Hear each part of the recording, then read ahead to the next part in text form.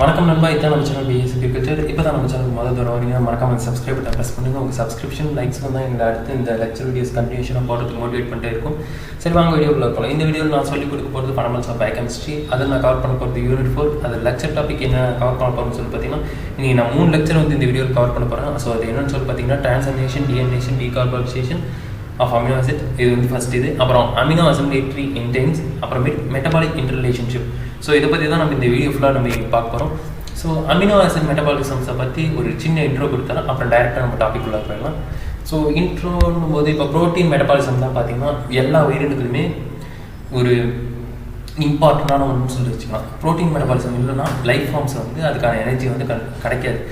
அதனால் இதுதான் ஒரு இம்பார்ட்டன்ட் சைக்காலஜிக்கல் ஃபேக்டர்னு சொல்லிட்டு கூட சொல்லலாம். அது மட்டும் இல்லாமல் ப்ரோட்டீன்ஸ் தான் அமினோ ஆசிட்ஸாக கேட்டபலைசேஷன் ப்ராசஸ் மூலிமா கன்வெர்ட் ஆகுது.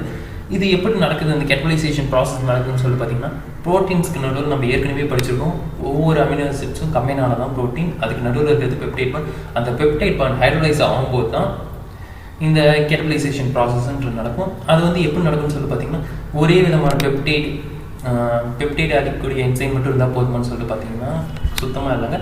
அதுக்குன்னு சொல்லிட்டு ஒரு மிக்சர் ஆஃப் பெப்டிடேஸ், அதாவது ப்ரோட்டீன்ஸோட பெப்டைட் பாண்ட் வரைக்கக்கூடிய என்சைம் பேர் பெப்டிடேஸ்ன்னு ஒரு மிக்சர் ஆஃப் பெப்டிடேஸ் இருக்கும்போது தான் அந்த க்ளீவேஜ், ஒரு ப்ரோட்டீன் வந்து ஃபுல் அண்ட் ஃபுல் க்ளீவேஜ்ன்ற ப்ராசஸ் வந்து ஃபுல்லாக நடக்கும்.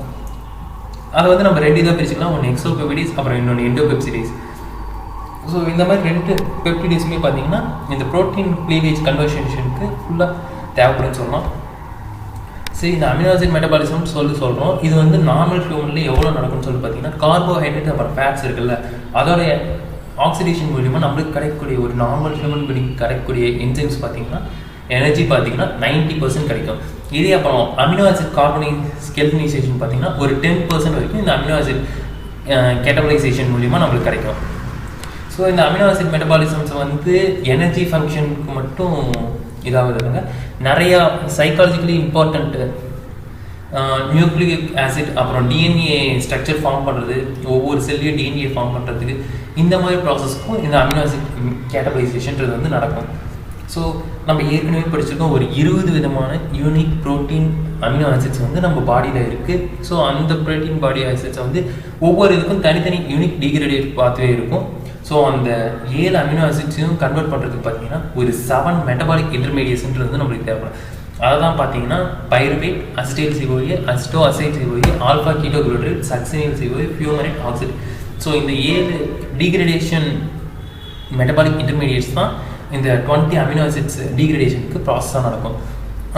இப்போ அந்த ப்ராசஸ்க்கு போகிறதுக்கு முன்னாடி நம்ம ஒரு நைட்ரஜன் கார்பன் சைக்கிள், அதாவது அந்த அமினோ ஆசிட்ஸ் வந்து கன்வெர்ட் ஆகும்போது ஹியூமன் பாடியில் எப்படி நடக்கும்னு சொல்லி பார்த்தீங்கன்னா, ஒரு இன்டர்செல்லுலர் ப்ரோட்டீன் இருக்குன்னு சொல்லி வச்சுக்கலாம். அதுலேருந்து அமினோ ஆசிட்ஸ் வந்து கன்வெர்ட் ஆகிடுது. ஸோ கேட்டபலைசேஷன் மூலமா அந்த அமினோ ஆசிட்ஸ் என்ன ஆகும்னு சொல்லி பார்த்தீங்கன்னா, ஒன்று நைட்ரஜனுக்கு போகும், மீதி இருக்க கார்பன் குரூப்ஸும் தனித்தனியாக பிரியும்.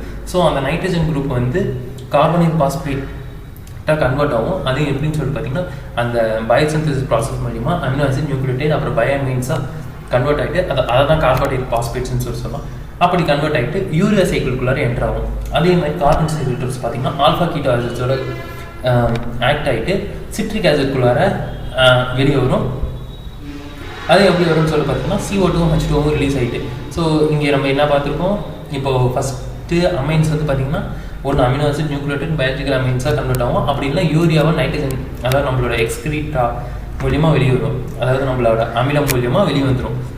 ஸோ இப்படி ஒரு சைக்கிள் இருக்குது. அடுத்து வந்து அதே யூரியா வந்து பார்த்திங்கன்னா நம்மளுக்கு எனர்ஜி தேவைப்படுது, ஏடிபி ப்ரொடக்ஷன் தேவை அப்படின்னும்போது அந்த யூரியா வந்து ஆஸ்பர்டைன், ஐசோனின், சக்சினின், அப்புறம் ஷண்ட் சைக்கிள், அந்த பென்டோஸ் பாஸ்பேட் பார்த்து அந்த சைக்கிள் மூலியமாக சிட்ரிக் ஆசிட் சைக்கிளுக்கு கன்வெர்ட் ஆகும். ஸோ இது ஒன்று. அதே மாதிரி அமினோ ஆசிட்ஸ் டைரெக்டாக வந்து சிட்ரிக் ஆசிட் சைக்கிள்குள்ளார என்ட்ரு ஆகுது. அப்படி வந்து CO2 H2O அப்புறம் ஏடிபியாக கன்வெர்ட் ஆகும். ஸோ இப்படி தான் அந்த சிட்ரிக் ஆசிட் சைக்கிள்லேருந்து ஆக்சிடேட்ஸாக ஃபார்ம் ஆகும். அந்த ஆக்சிடேட்ஸ் எதுக்கு ஃபார்ம் ஆகும்னு சொல்லி பார்த்தீங்கன்னா, எக்ஸஸ் எனர்ஜி இருக்குது அப்படிங்கும்போது ஆக்சோ அசிடேட்ஸாக ஃபார்ம் ஆகும். அந்த ஆக்சோ அசிடேட்ஸ் வந்து குளுக்கோஸ், அதாவது குளுக்கோஜெனிசிஸ் மூலமாக கிளைக்கோஜனாக நம்ம பாடி மிக்ஸ் ஆகும். அந்த மாதிரி போய் மிக்ஸ் ஆகிக்கும். சரி, இப்போது அதெல்லாம் பார்த்துச்சு. இப்போ அதுக்கடுத்து பார்த்தீங்கன்னா குளுக்கோஜன் அப்புறம் கீட்டோஜெனிக் அமினோ ஆசிட்ஸ், அந்த இதில் அந்த ப்ராசஸில் கார்பன் சைக்கிளில் பார்த்தோம்னா அந்த இதை தான் இதில் நம்ம இங்கே பார்க்க போகிறோம்.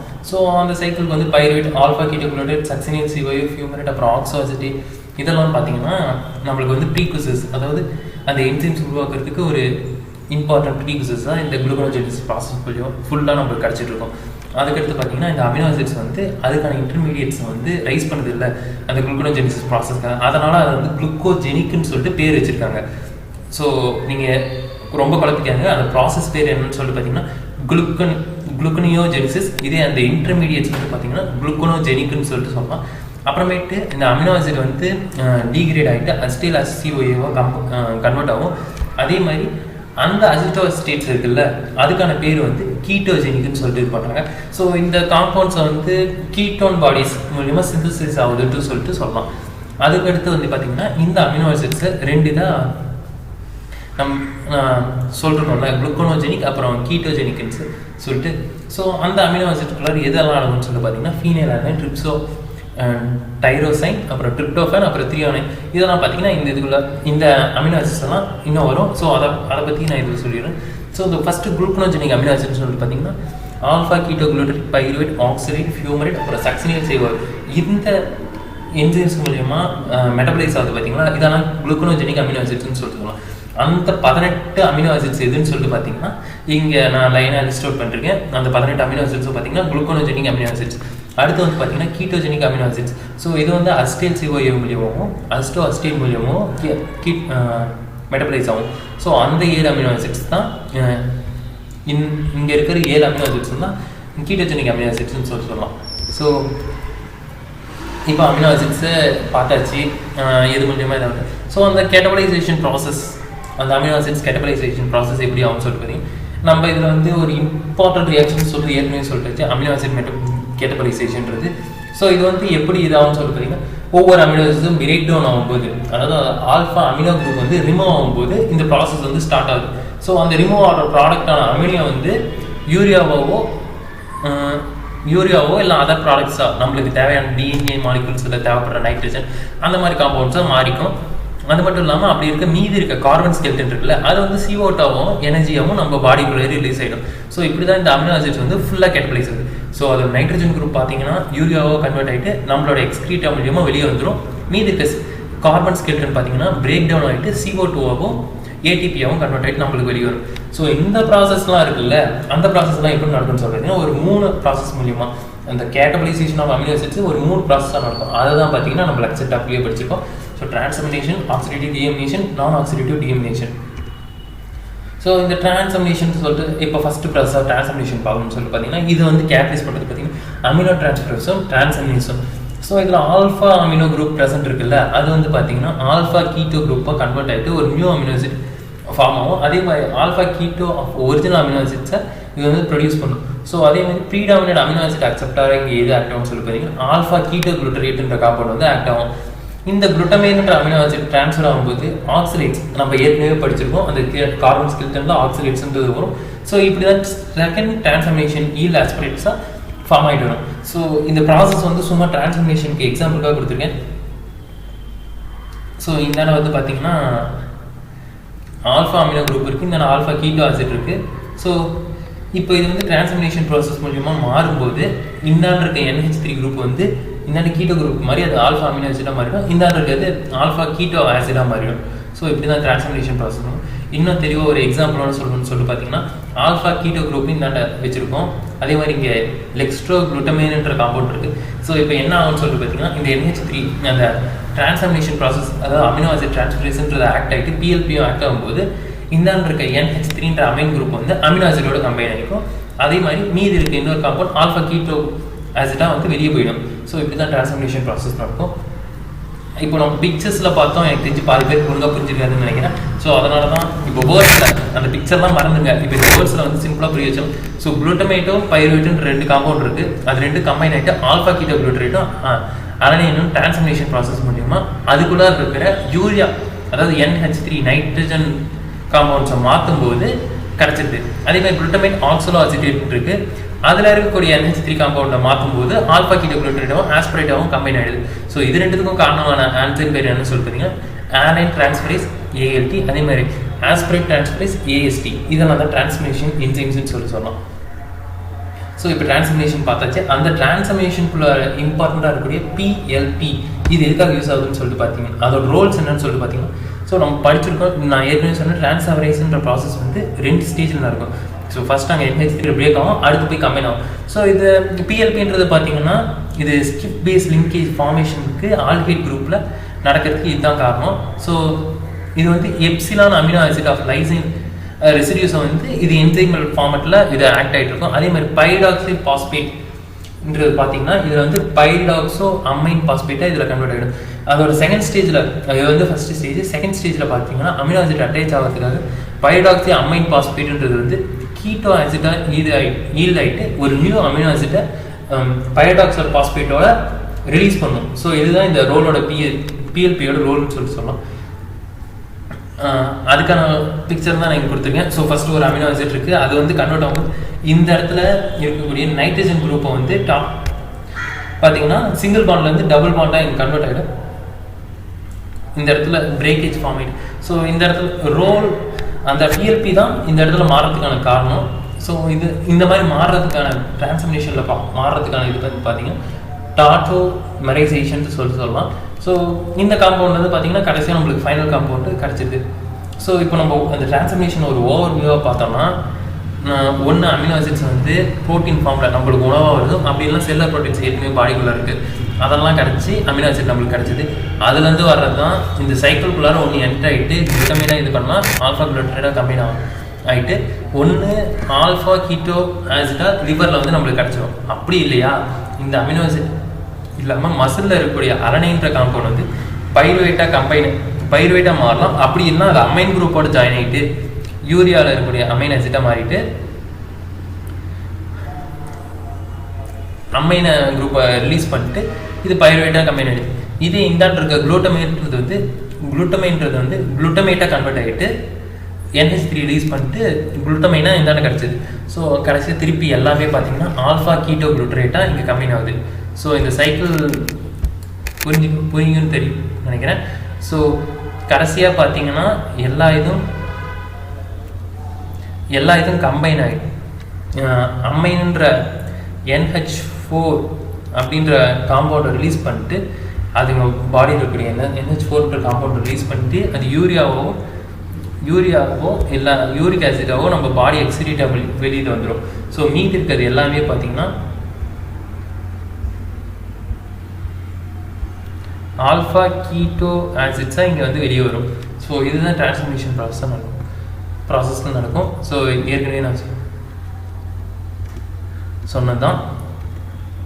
அடுத்து வந்து டிரான்ஸ்மினேஷன் முடிச்சாச்சு. அடுத்து பார்த்தீங்கன்னா ஆக்சிடேட்டிவ் டியமினேஷன். இதோட ரிசல்ட் வந்து பார்த்தீங்கன்னா ஒரு அமினோ ஆசிட்டை இன்னொரு அமினோ ஆசிட் வந்து ரீப்ளேஸ் பண்ணும். ஸோ இது வந்து பார்த்தீங்கன்னா நான் ஸ்பெசிஃபிக் அமினோ ஆசிட் ஆக்சிடைஸ் மூலியமாக நடக்கும். இது வந்து காரணம் பார்த்தீங்கன்னா எல் அமினோ ஆசிட் அப்புறம் டி அமினோ ஆசிட் ஆக்சிடைஸ் இதெல்லாம் தான் காரணமாக இருக்கும். ஸோ இதில் வந்து FADன்ற ஒரு கோஎன்சைம் ஆக்டிங் வந்து யூஸ் ஆகிட்டு இருக்கும். ஸோ இதில் ஆக்சிடேட்டிவ் டியமினேஷனுக்கு ஒரு எக்ஸாம்பிள் சொல்லணும்னு பார்த்தீங்கன்னா அமினோ ஆசிட் அப்புறம் FAD அப்புறம் H2O இதெல்லாம் கம்மி ஆகிட்டு ஆல்ஃபா கீட்டோ ஆசிட் அப்புறம் NH3 அப்புறம் FADH2 கிடைக்கும். அடுத்து வந்து ஆக்சிடேட்டிவ் டியமினேஷன் பார்த்தீங்கன்னா குளுட்டமேட் டீஹைட்ரேஷன்ற காம்பவுண்ட் மூலியமாக தான் நடக்கும். இதில் வந்து NAD+ அப்புறம் NADP+ ரெண்டுமே பார்த்தீங்கன்னா கோஎன்சைம்ஸாக இதில் ஃபங்க்ஷன் ஆகிட்டு இருக்கும். ஸோ இதில் வந்து மேக்ஸிமம் இந்த ஆக்சிடேட்டிவ் டியமினேஷன் அனிமல்ஸில் அதாவது மேமல்ஸில் எப்படி நடக்கும்னு சொல்லி பார்த்தீங்கன்னா அமோனியான்ற ப்ரொடியூஸ் ஆகிறது வந்து யூரியாவை கன்வெர்ட் ஆகிட்டு எக்ஸ்கிரீட்டரி ப்ராடக்டாக வெளியே வரதுக்காக இந்த ஆக்சிடேட்டிவ் டியமினேஷன் நடக்கும். ஸோ இதுக்கு எக்ஸாம்பிளாக பார்த்தீங்கன்னா குளுட்டமேட்டை நம்ம எடுத்துக்கலாம். ஸோ குளுட்டமேட் டீஹைட்ரேஷன்ற ஆக்சிடேட்டிவ் டியமினேஷன் என்சைம் வந்து ஆக்ட் ஆகிட்டு ஆல்ஃபா கீட்டோ குளுட்டரேட் ஆகும், அமைன் வந்து வெளியே ரிலீஸ் ஆகுது. ஸோ இதுதான் ஆக்சிடேட்டிவ் டியமினேஷன் ப்ராசஸ். அடுத்து வந்து நான் ஆக்சிடேட்டிவ் டியமினேஷன். இதுக்கு வந்து பார்த்தீங்கன்னா மேக்ஸிமம் இது செரைன் ஹிஸ்டைடின்ற அமினோ ஆசிடில் தான் இந்த டியமினேஷன் நான் ஆக்சிடேட்டிவ் டியமினேஷன்ற ப்ராசஸ் வந்து நடக்கும். ஸோ இதில் செரைன் இருக்குது, இது செரைன்ற காம்பவுண்ட் எடுத்துக்கலாம். ஸோ இதை செரைன் டீஹைட்ரேஷன் காம்பவுண்ட் ஆக்ட் ஆகும்போது அமைனோ அர்சிலேட்டாக கம்பைன் ஆகிடு மாறிடுது. அதுலேருந்து பைருவேட்ன்ற காம்பவுண்ட் கிடைக்குது, அமினோ ஆசிட் வந்து ரிலீஸ் ஆகிடுது. ஸோ நீங்கள் டிஅமினேஷன்னா எதுவும் எல்லா இதுலேயுமே நம்ம இதில் திருப்பி பார்க்கக்கூடியது டிரான்ஸ்அமினேஷனாலும் சரி, ஆக்சிடேட்டிவ் டிஅமினேஷனாலும் சரி, நான் ஆக்சிடேட்டிவ் டிஅமினேஷனாலும் சரி, இப்போ கடைசியாக NH4ன்ற காம்பவுண்ட் வெளியே போகிறது தான் இந்த டிஅமினேஷன்ற ப்ராசஸ். ஸோ அடுத்து பார்த்தீங்கன்னா இந்த டீகார்போக்சிலேஷனில் என்ன ஆகும்னு சொல்லி பார்த்தீங்கன்னா இந்த ப்ராடக்ட் டீகார்போக்சிலேஷன் வந்து சைக்காலஜிக்கலி ஆக்டிவ் என்சைம்ஸ் வந்து ப்ரொடியூஸ் ஆகும். அப்புறமேட்டு பார்த்தீங்கன்னா அமினோ ஆசிட் டீகார்போலிக்ஸ், அதாவது பைடாக்சைல் பாஸ்பேட் டிபெண்டன்ட் என்சைம்ஸ் வந்து இந்த டீகார்பாக்சிலேஷன் ப்ராசஸ் மூலியமாக நடக்கும். அந்த சைக்காலஜியில் ஆக்டிவ் அமீன்ஸ் எதுன்னு சொல்லி பார்த்தீங்கன்னா எபிபரைன், நான் epinephrine, dopamine, serotonin, alpha amino butyrate, histamine, இதெல்லாம் பார்த்தீங்கன்னா டீகார்பாக்சிலேஷன் என்சைம்னு சொல்லிட்டு இதெல்லாம் அமினோ ஆசிட்ஸ்க்கு ஒரு ப்ரீகுசராக ஆக்டிவேட் இருக்கும். ஸோ அந்த ப்ராசஸ் படி என்னென்னலாம் கிடைக்குதுன்னு சொல்லி பார்த்தீங்கன்னா ஃபஸ்ட்டு உங்கள் குளுட்டமேட்ன்றது வந்து GABA, அதாவது காமா அமினோ பியூட்ரேட் அப்படின்ற காம்பவுண்டாக கிடைக்கும். ஸோ இந்த காமா அமினோ பியூட்ரேட்ன்றது எதுன்னு சொல்லிட்டு பார்த்தீங்கன்னா நம்ம பிரெயின் செல்ஸில் இருக்கக்கூடிய நியூரோ டிரான்ஸ்மிட்டரியை வந்து இன்ஹிபிட் பண்ணக்கூடிய செல்ஸ் தான் இது. ஏன்னா அதிகமாக ஓவராக ஆக்ட் ஆச்சுன்னா அது நிறைய ப்ராப்ளம். ஸோ அதே மாதிரி தான் செரட்டோனின் அப்படின்ற காம்பவுண்டும். ஸோ இது வந்து பார்த்திங்கன்னா ட்ரிப்டோஃபேன்லேருந்து கிடைக்கும்.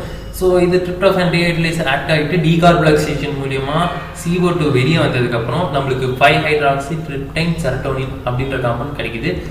அடுத்து வந்து கேட்டோகாலின் பயோசிந்தசிஸ். ஸோ இதுவும் பார்த்திங்கன்னா ட்ரையோசின்ற அமினோ ஆசிட்லேருந்து நம்மளுக்கு கிடைக்கும்.